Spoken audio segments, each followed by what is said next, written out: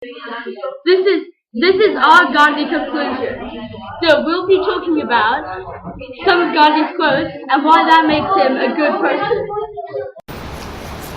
One of Gandhi's most popular quotes or teachings is that power can be obtained in two ways. One is by striking fear and hatred into other people's hearts and using punishment to do so. And the other is obtaining it by acts of love.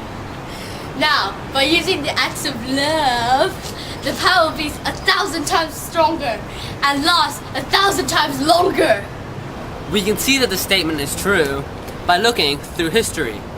Throughout history, there have been countless oppressive, tyrannical, cruel rulers, and almost every single one of them was killed either in a bid to conquer another place or by their own people, by their own peasants who have revolted against the ruler because they were getting too low per wages, or the taxes were too high, or there was a too high crime rate because of stupid rules, like for example no breathing, no spitting gum, whatever. And as we can see, more benign rulers, more benevolent rulers, nicer people, held onto the power for longer because the people wanted them to have the power for longer.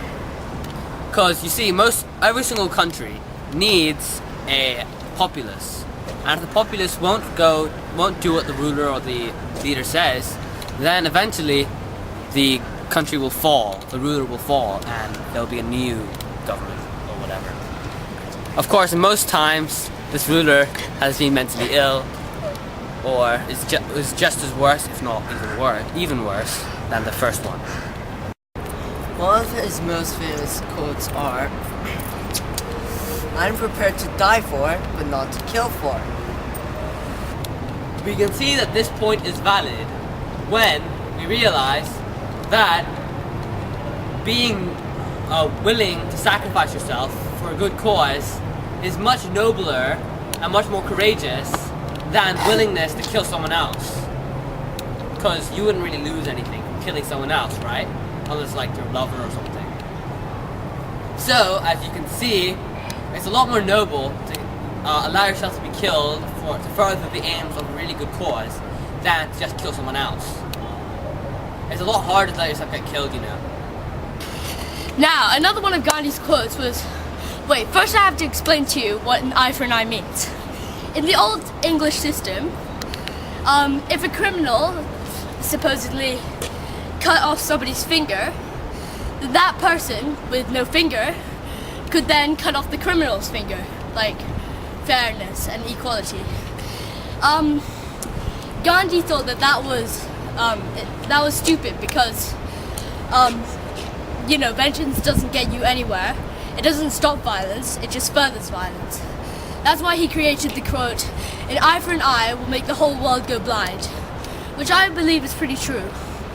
The final quote that we'll be covering today is that, given the opportunity, every single man, untouchable or evil, has the same chance of achieving spiritual growth and going to heaven or Elysium or Valhalla or whatever. Yeah. This is true because we were all born innocent, are we not? Gandhi saw this, and so he saw that everyone has a chance for redemption, no matter how heinous the act you have committed.